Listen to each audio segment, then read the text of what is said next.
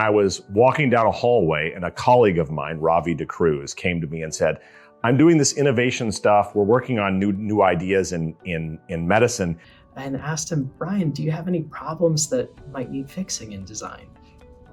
Brian immediately said, I have just had a baby up in the pediatric wards, and this baby needed a lumbar puncture. And this poor baby, Brian said, was just macerated from getting multiple attempts at this LP, and nobody could get CSF.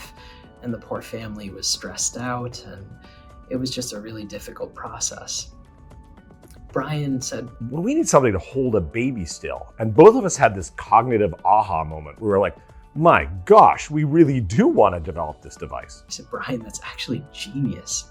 Not only is that a problem that really could be addressed through design, but that's a problem that if we solve it through design, how amazing would that impact be on babies in the healthcare industry, on babies with fever, on parents' stress when they come in, on healthcare in general. Dr. de Cruz had a remarkable skill set in a previous life before he went to medical school. I was a designer and architect in New York City and went to graduate school in architecture before deciding to switch to medicine. We started working together and coming up with a way to build this device. It became apparent to us pretty quickly that we really didn't know what we were doing. We had a great idea, but we really didn't know how to get it to that next level. We kept rolling with it. We kept pushing on how can we actually fix this.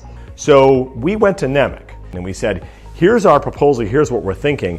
And Aiden very quickly said, that's a great idea. I really want to support this product. And we started really rolling this forward. And that's when this company really took off. Since then, it's been meteoric pace. It was a marriage of two worlds where I had the desire and he had the know-how. And we sort of put our heads together and realized, this is actually a perfect opportunity to try and put these two things together, a know-how about design and also a know-how about what we need to create a device that could help children.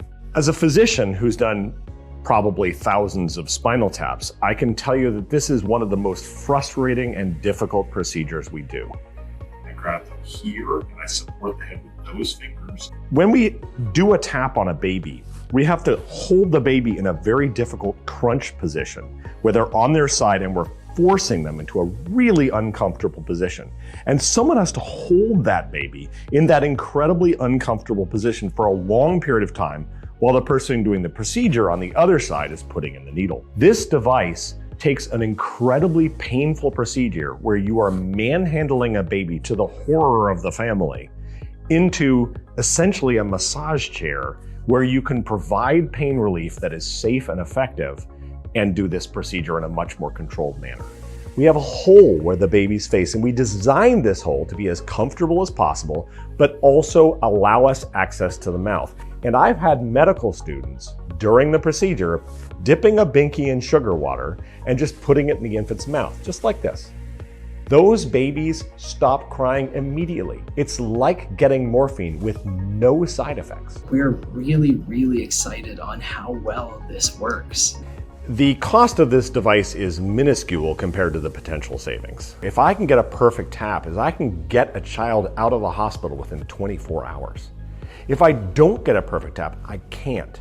And as a result, the perfect tap is critical for a hospital to be able to spend some of their money on some of their other needs. So this device allows a hospital to be able to do that. By positioning the child correctly, we can get a good tap. And if we can get fewer bloody taps and more successful taps, it's not just the pain to the infant, it results in a remarkable degree of cost saving for the hospital.